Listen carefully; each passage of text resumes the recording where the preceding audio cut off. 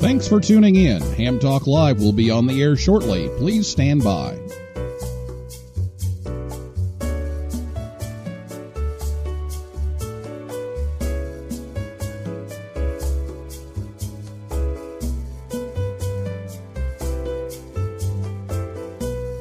Thanks for tuning in. Ham Talk Live will be on the air shortly. Please stand by.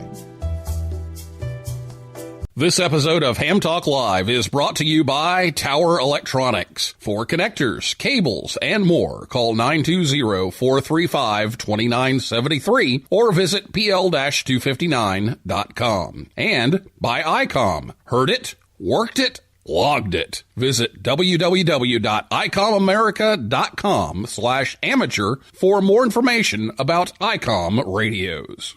It's Ham Radio with Neil Rapp. Here we go. Welcome to Ham Talk Live. Call in, let's talk. Neil's your guy. Ham Talk Live. Here we go on Ham Talk Radio.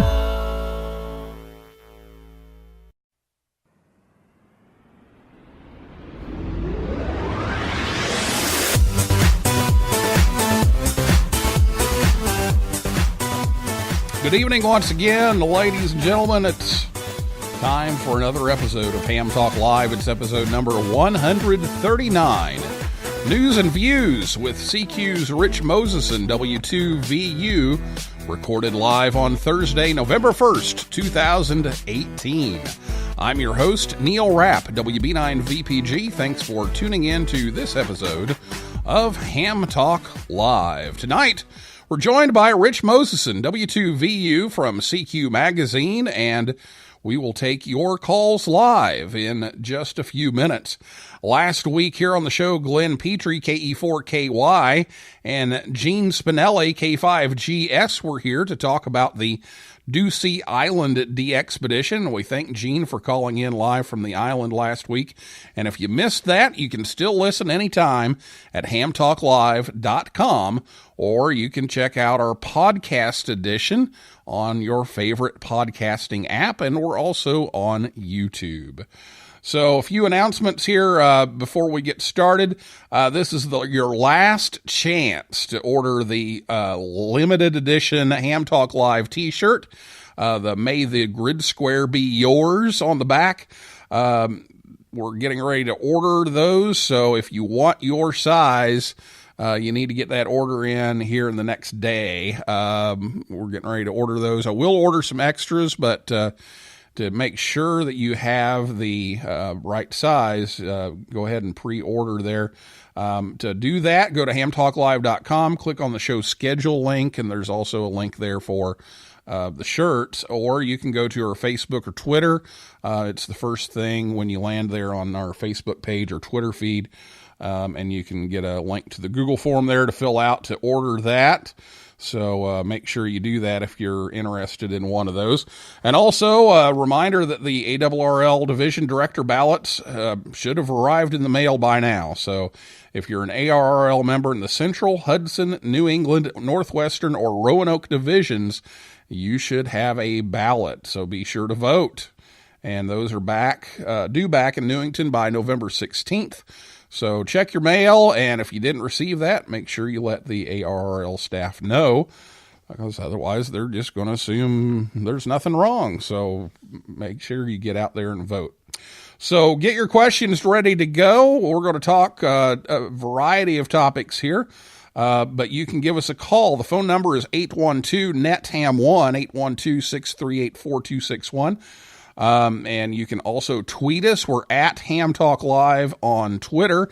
And if you were following along, Skype's making some changes in their software, and the new software isn't doing what we need it to. So we were a little worried about taking calls on tonight's show, and we did get a backup plan in place, but so far Skype is behaving. So Skype's cooperating with us tonight, so you can call in the usual number, 812-638-4261, after we talk to Rich for a little while and ask your questions right after this word from Tower Electronics right here on Ham Talk Live. Hey, honey, have you seen the PL259s? Anywhere? No, I haven't. Come on, kids. Let's go. There's just one place to go for all of your connector needs. Tower Electronics. Tower Electronics. Tower Electronics. A giant warehouse of connectors and adapters for every occasion. Thousands to choose from in every shape, size, and color. And they have antennas, soldering supplies, cables, meters, and more. Where do you go if you want to buy a connector at a fraction of retail cost? Tower Electronics. Tower Electronics. Tower Electronics. And this weekend only, take advantage of our special liquidation sale. Buy 9 solder-type PL259s, get the 10th one for just 1 penny. They make great Christmas presents. And what better way to say I love you than with the gift of a PL259? Tower Electronics. Tower Electronics. Tower Electronics. Hi, I'm Scott Cole, KB9AMM, president of Tower Electronics. I like the company so much that I bought it. Tower Electronics, coming to a Hamfest near you, or online at pl-259.com. And we're in the yellow pages under Amateur Radio Connectors. My, wherever did you get that lovely PL259? Tower Electronics, pl-259.com, or call 920-435-2973. Do we sell PL259 connectors?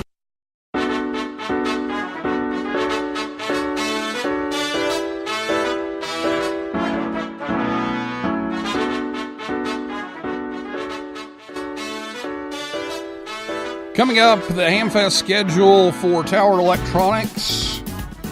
Lawrenceville, Georgia, or better known as Stone Mountain, this weekend, November 3rd and 4th.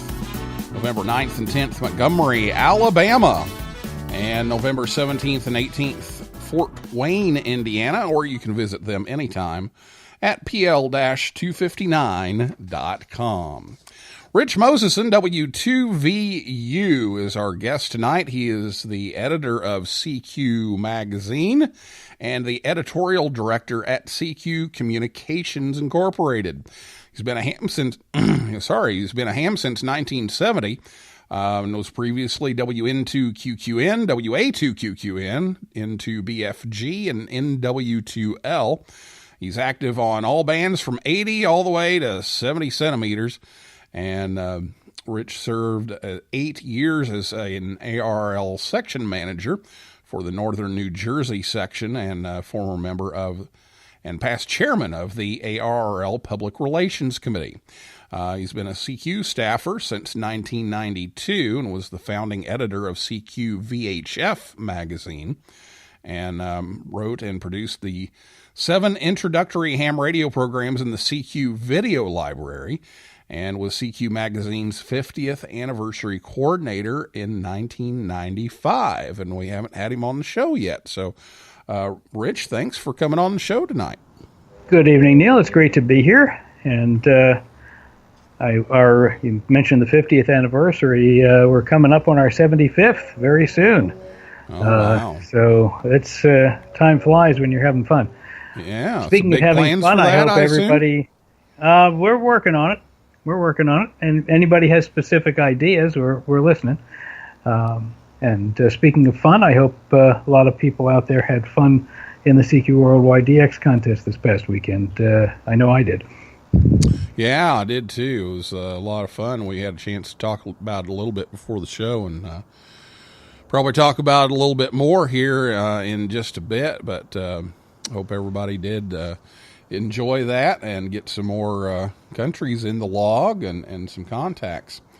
Well, we've got a variety of topics here to talk about tonight, and one of them that has come up is this type acceptance issue. The FCC came along and issued kind of a warning that, you know, if radios weren't properly type accepted and approved, that those weren't going to be allowed to be imported. And so then some news came out that they were kind of backing off of it, and then it was all kind of wishy-washy. So fill us in a little bit on what we know about that, and you know, some people have been kind of arguing back and forth. Well, those are illegal, and no, they're not, and yes, they are, no, they're not. And So give us the rundown a little bit on that.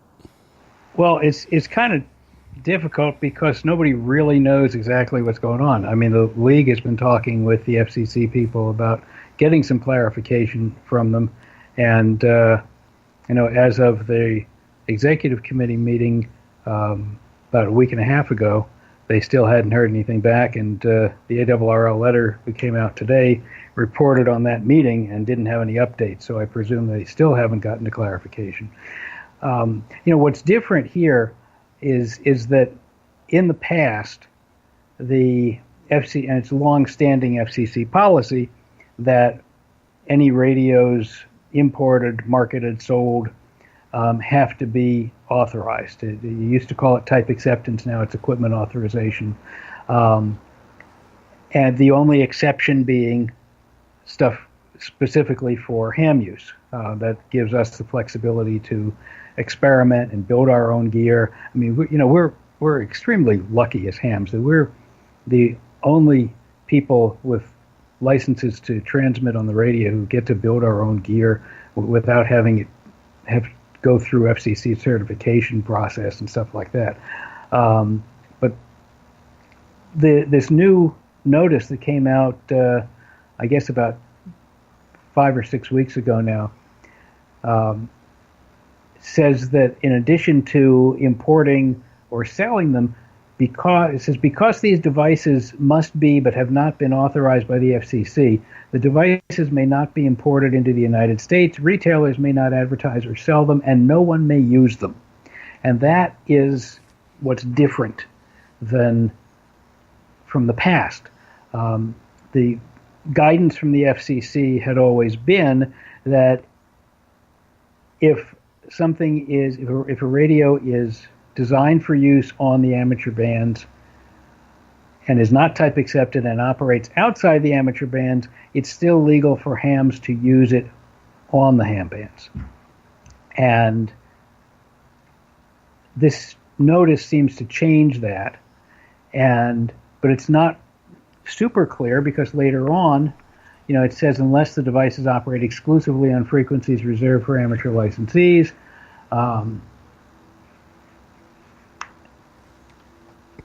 equipment that does not comply with the technical requirements cannot be certified and thus cannot be imported, advertised, sold, or used. And then there's the amateur radio exception.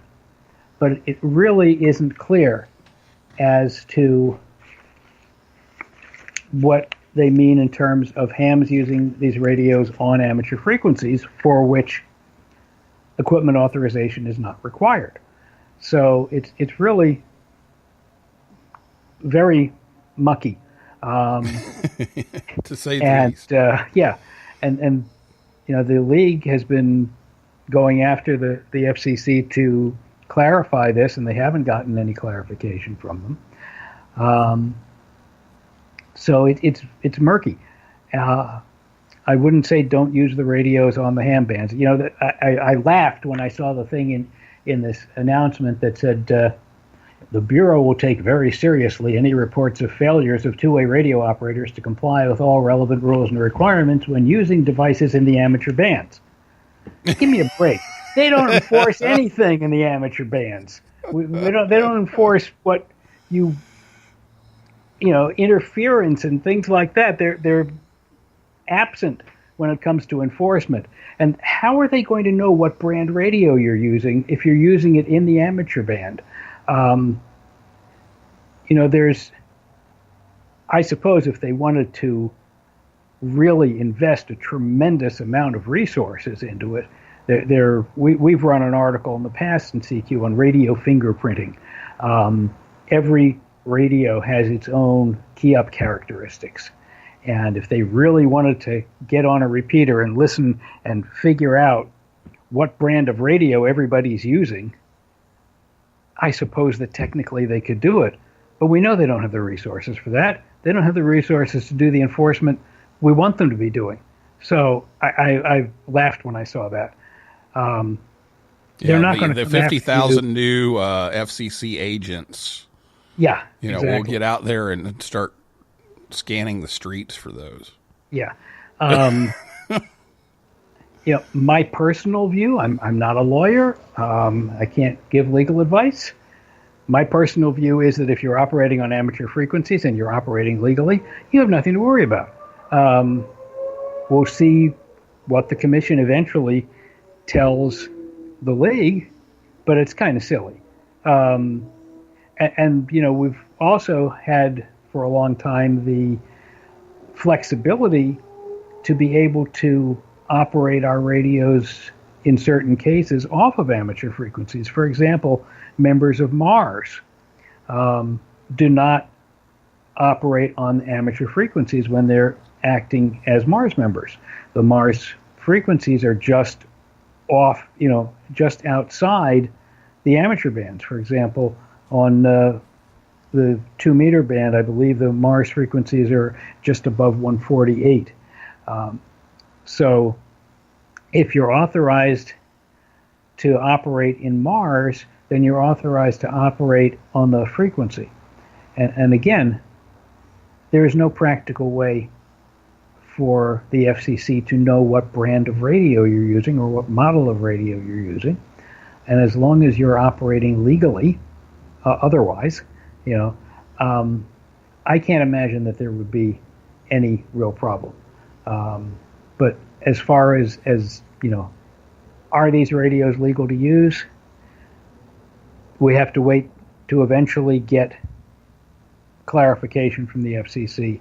If you want to be super careful about it, use it to listen. Actually, if you read that very closely, you can't even use it to listen. It says you may not use it. Yeah. Okay, FCC, I've got one of those radios and I use it to listen. Come get me. Now, do you think they were talking about just ones in the future? You think they were just talking about importing them, in the future, or you really think they were? No, they're talking about radios that are out there now. But the real concern is that there are radios that are being marketed as amateur gear, but really being promoted for use outside the amateur bands. Whether it's FRS or MERS or GMRS, or frequencies that are not authorized for general usage. That's the real problem. And there is a real problem there, that these radios, certain radios are kind of wide open and you can transmit anywhere with them. And if you don't have the proper licensing and don't know the regulations regarding what frequencies are okay to use and what frequencies are not okay to use, and what radios are okay to use, then yes, there's a lot of potential interference problems and stuff like that. So it's a valid concern.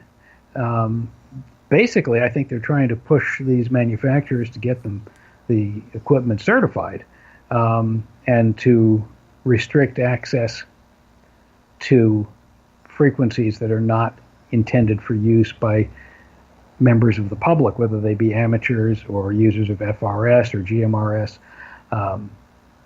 to restrict the operation to the proper frequencies. This appears to be an overly broad interpretation of their long-standing rule.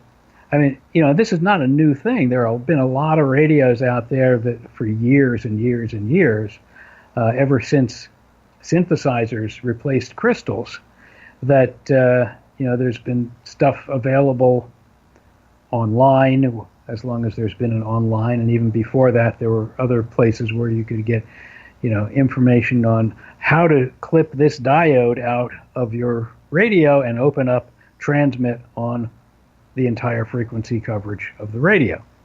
So this is not something new. The fact that they are making a big deal out of the situation is fairly new. There is a real problem. It's not a problem on the ham bands. It's a problem with radios being used for unauthorized purposes that are being marketed as ham rigs but not actually being limited to the ham bands. So there is a real problem. They're not just doing this to harass people. There definitely is a real problem, but the solution that they have out here right now is overly broad, in my view. Yeah, I've noticed a few people, and I would mention something about, the radio and, something ham related, and they're like, huh? Yeah. And, they don't even know what they have. Exactly. And I can't believe that we got through that entire segment without playing the Baofeng clip. How did we do that? There you go. I said it. You said it. Okay. There's the running gag for those of you playing along at home. We got it in there. So, well, let's switch a little bit over to WWV. I know I got, and somehow I didn't tell you this, but somehow I think I got on the CQ mailing list like 6 times at different addresses. So every time I get one of these mailings, I get it like 6 times. And so about 6 times I got this email about, be sure to sign the petition for WWV, which I'd already had, but I know you guys were really encouraging people to sign the petitions to keep WWV around, and it just kind of came out of nowhere of, let's make some budget cuts. Let's turn off WWV. So you tried to do some reporting on that and find out some things. I also did for Amateur Radio Newsline. I tried to contact several different people. And Rich, what did we come up with? There is about as much clear information on this as there is on the FCC's restrictions on the imported radios that I won't mention by name. It's another one of these stories where there is not a lot of authoritative information out there as to the status. And it's one thing I want to mention. In addition to that petition, which we did encourage people to sign at the time, we really encouraged people to contact their congressional representatives, because that is really where the decisions will be made. The petitions would only, if they had gotten enough signatures, which they didn't, basically would have waved a little flag in front of the Secretary of Commerce to say, hey, there's a bunch of people out here who have a problem with what you're proposing. The actual decisions on budget and on funding are made by Congress, particularly the House of Representatives. So it's really important to get in touch with your representatives in Congress. They're kind of busy right now trying to get reelected, but hopefully their staff members will be available to talk with you, and let them know just how important the services provided by WWV and WWVH and WWVB really are. It's not just us hams who are going to be affected by this shutdown. If you have one of these self-setting watches or clocks, these so-called atomic clocks that aren't really, they all rely on WWVB to keep their time set.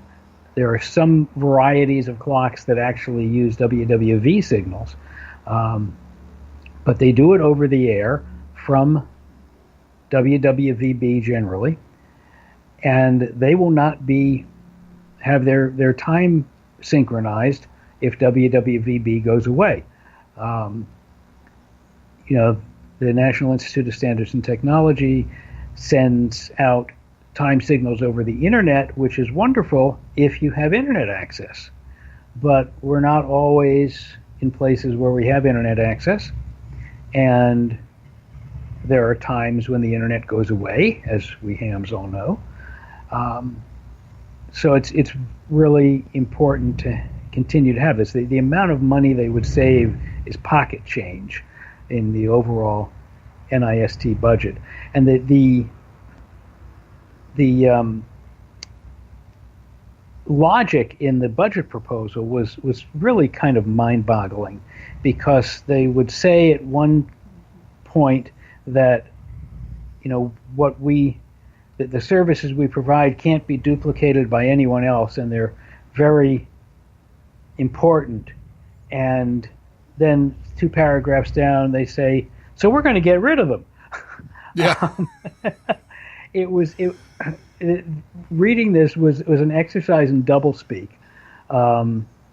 and really kind of very strange logic, if you can even call it that, because there wasn't really much logic behind it. As I was reading that, it was like, okay, they're telling the importance of this, and then they turn around and say, okay, we're going to turn it off.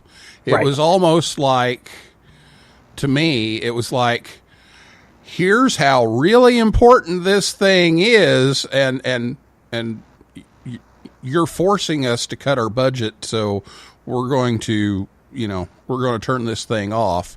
It was almost like they were trying to tell somebody, okay, you don't want to cut our budget. Yeah, that's the impression I have as well, is that it was not a voluntary thing. I have a feeling they must have gotten the directive from the Department of Commerce, under which NIST resides, to, you know, cut your budget by 15%. And that this is you know, what they've come up with.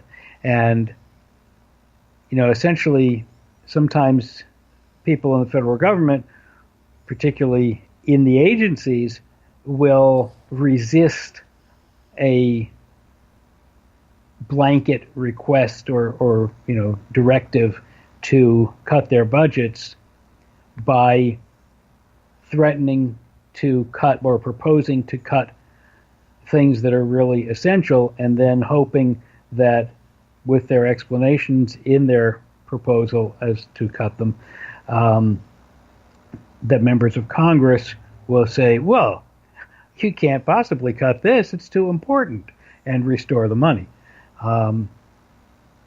So hopefully that's what their purpose is here in this confusing budget document, is to give Congress all the reasons they need to not cut the money that's being proposed.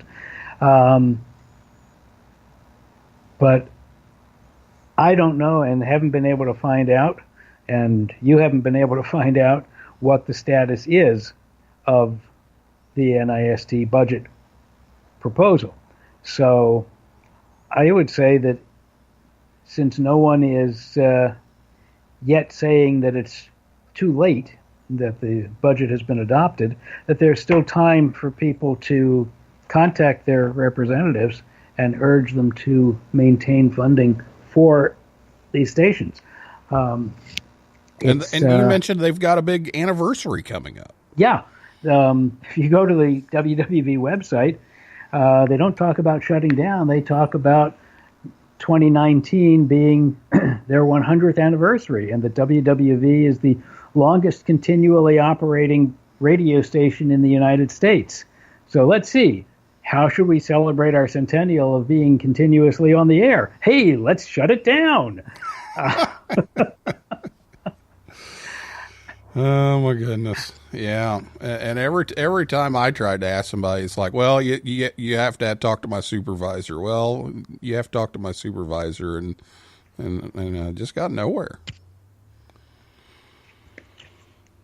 But it's, I put together in our October issue about a almost 2-page analysis of the ridiculousness of this proposal and the different things that are on different pages of the proposal that are basically self-contradictory. I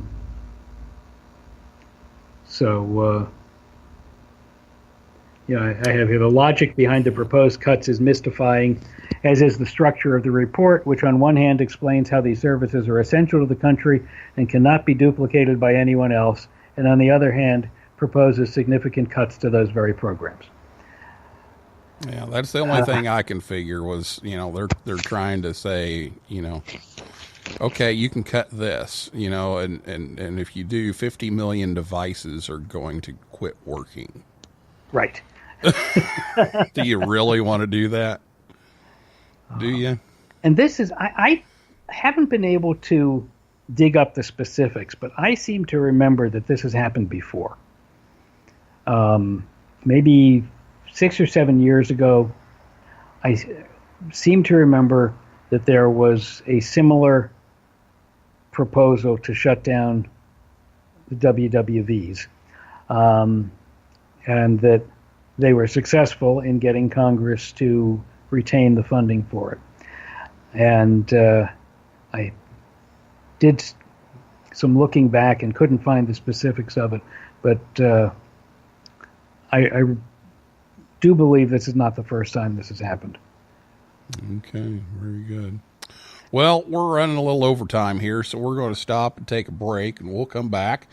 We'll talk a little CQ Worldwide and take your calls live if you have those. I'll go ahead and give you the phone number. It's 812-638-4261. That's the number you can call when we come back with Rich Moseson, W2VU from CQ Magazine, right here on Ham Talk Live after these words from ICOM. For the love of the holidays, surprise your favorite ham this season with the gift that's on their hot list. The holidays are just around the corner, and ICOM has plenty of cheer for everyone. The IC7610, the SDR every ham wants, and just in time for the holidays. This high-performance SDR has the ability to pick out the faintest of signals, even in the presence of stronger adjacent ones. The ICOM IC7610 is a direct sampling software-defined radio that will change the world's definition of an SDR transceiver. It has RF direct sampling, 110 dB RMDR, and dual digicell. The IC7300 is changing the way entry-level HF is designed. This high-performance, innovative HF transceiver with a compact design will far exceed your expectations. It includes RF direct sampling, 15 discrete bandpass filters, a large 4.3-inch color touchscreen, real-time spectrum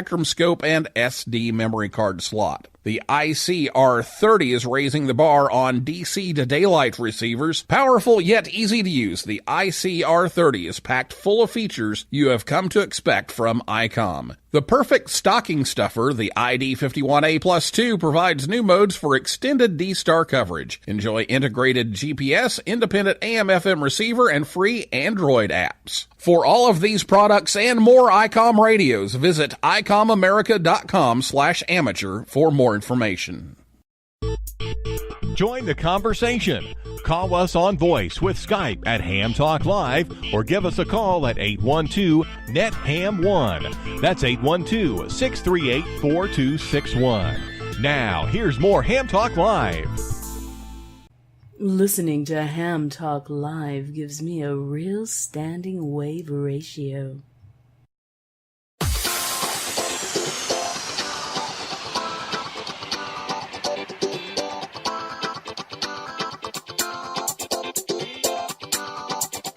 Thanks to ICOM America for sponsoring the show again tonight, and we're on the air every Thursday night at 9 p.m. Eastern Time, right here at hamtalklive.com. Be sure to check us out on Facebook, Twitter, and Instagram.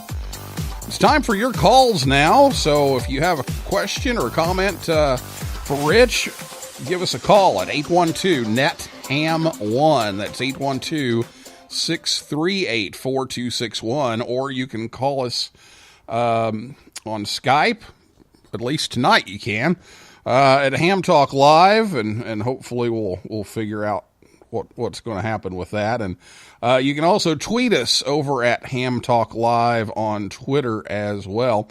And we were going to talk a little bit about CQ Worldwide, so while we're waiting on the calls to come in here, Rich, let's talk about CQ Worldwide. It sounds like we had similar experiences. We were able to get on at different times, though, but didn't get the whole weekend in. But we were able to get on the air and make some pretty good contacts. Yeah, one of the great things about contests is that they really give you a demonstration of what the bands truly are like at any given time. We're at the bottom of the sunspot cycle right now, and supposedly the upper HF bands are dead. Don't even bother going there, except that during contests. And because when I got on Saturday morning, I got on mid-morning, 20 meters was packed, and I have a small lot here, and I run 100 watts and a multi-band vertical, and that's about all I can fit here. And I can't compete with the bigger signals at the bottom of the sunspot cycle in particular when on 20 meters. I don't get through. I went through the band once, made no contacts, and said, I'm going to try 15, even though it's supposed to be dead. And, I went up to 15, and sure enough, there was only one signal that I could hear on the band, but it was loud. And it was Delta 4 Charlie in Cape Verde Islands. That's 3,500 miles away from me. So this is not a dead band when the only signal you hear is from a station 3,500 miles away from you. I worked him. So he heard me as well as I heard him. And then started going up the band. And as I was tuning up, I was hearing stations starting to come up out of the noise. It's always one of my favorite things in a contest is watching a band wake up. When it wakes up to 3,500 miles, it's not dead. And later on in the afternoon, I had some very nice contacts on 10 meters, which, all the so-called experts will tell you, oh, don't even bother with 10 meters and anything except local contacts for the next 4 years. Well, I worked all over Central and South America and the Caribbean. No, I didn't work Europe and Asia on 10 meters. It's all north-south. But there was plenty of good DX to be worked. I got every zone in Central and South America except for Zone 10. I think the Peruvians were asleep. But there's plenty of DX out there. Interesting question as to whether contests make their own propagation. I'm going to be suggesting in my December editorial, which I just finished writing, that maybe that's a good topic for some actual scientific research. We have the tools for it with things like the Reverse Beacon Network and Whisper to actually see. My feeling is that even at the bottom of the sunspot cycle, there are openings. They may not be of as long duration or as long distance as you get during better parts of the cycle, but they're there. It's just that it's kind of like, what if you gave a party and nobody came? Nobody's on to know about the openings. They're either all just listening and not transmitting, or they're off on other bands. What happens during a contest is the stations are there and they're transmitting. So anytime there is an opening, somebody's there to take advantage of it, and other people hear them, and you have a lot of good DX going on. It would be a fascinating thing to do a scientific study of actual band openings that maybe nobody knows about on the upper HF bands during the bottom of the sunspot cycle. My feeling is they're there and we're just missing them because we're not on the air calling CQ. Well, Nathaniel, if you're listening, maybe that's your next research topic. Once this solar eclipse data is all processed, maybe you can grab hold of some data on this over at NJIT. But sounds like we had a kind of a similar experience. I think I had, like you said, all the zones north to south, but not much not much over toward Europe, but it was a fun time. And talk a little bit about CQ's sponsorship of that one. Well, I mean, we've been sponsoring the CQ Worldwide since the late 1940s. You know, it's the biggest contest in the world, and in fact, as far as we can figure out, it is the largest participation sporting event that there is. We get typically about 15,000 logs in each of the CW and SSB contests, and then there's all the people they talk to, because not everyone sends in a log. But you will see close to 100,000 different call signs show up in these logs. And there's really no other sporting event that has that kind of participation in it. And, of course, we have the unique capability on radio for the participants in this event to be scattered over the entire planet. So it's a tremendous opportunity to showcase what we can do with ham radio. Contesting is part of CQ's blood, has been from the beginning. The CQ Worldwide is the number one contest in the world in terms of participation. The CQ WPX contest is number 2. We also have our RIDI contests, 2 of them, CQ Worldwide and WPX, and our 160-meter contest and our VHF contest, our fox hunting weekend, and the all-year-long DX marathon. So we encourage people to get on the air and operate, do stuff, either competitively or just, to work your own, to compete against yourself, perhaps, if not against your friends and other hams.